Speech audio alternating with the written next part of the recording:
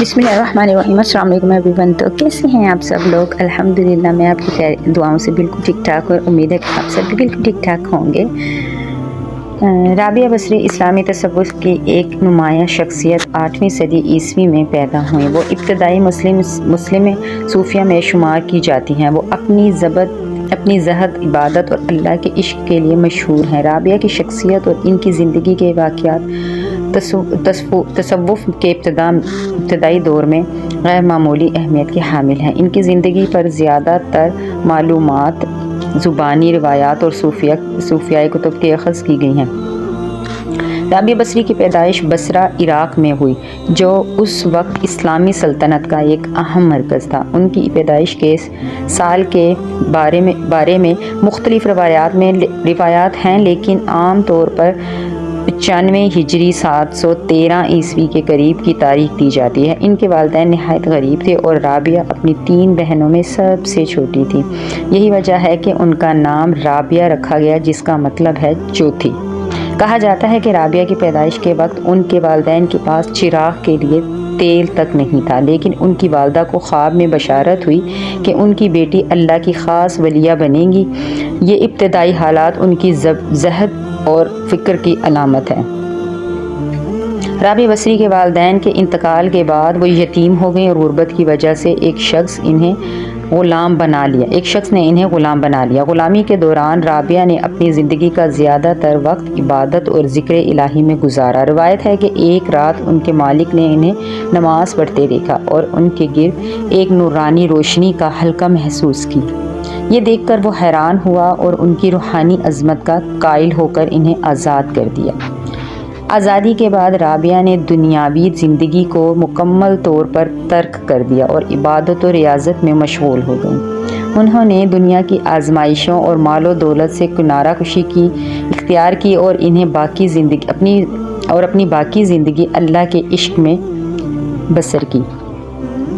رابعہ بصری تصوف میں اللہ سے غیر مشروط محبت کے نظریے کی علمبردار تھیں۔ انہوں نے خدا سے محبت کو خوف یا لالچ کی بجائے خالص جذبے پر مبنی قرار دیا۔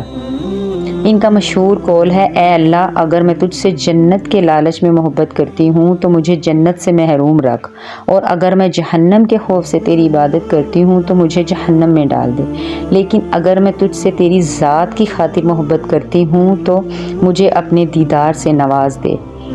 یہ جملہ ان کی معرفت اور روحانی بصیرت کی عکاسی کرتا ہے۔ ان کا پیغام یہ تھا کہ اللہ سے محبت کا مقصد صرف اللہ کی خوشنودی اور قربت حاصل ہونا چاہیے۔ رابعہ بصری کی زندگی میں کئی ایسے واقعات بیان کیے گئے ہیں جو ان کی کرامت اور روحانی عظمت کو ظاہر کرتے ہیں۔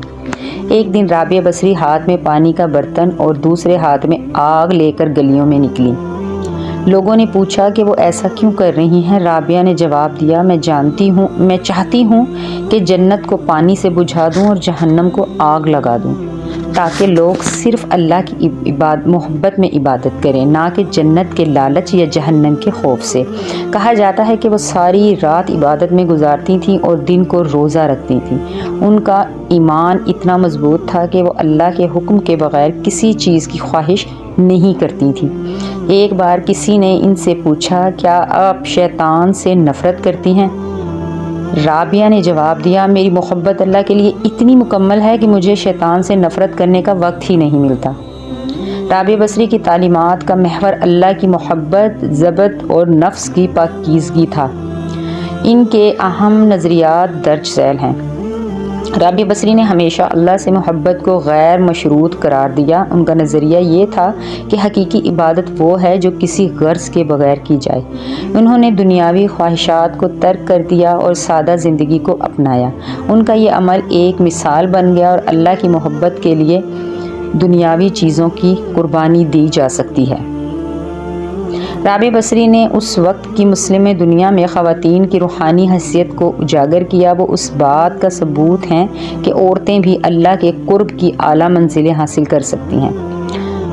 رابعہ بصری کا انتقال 185 ہجری 801 عیسوی میں ہوا۔ ان کی قبر بصرہ میں موجود ہے اور آج بھی لوگ ان کے مزار پر حاضری دیتے ہیں۔ ان کی زندگی کا ہر پہلو اللہ کی محبت اور قربت کے جستجو سے معمور ہے۔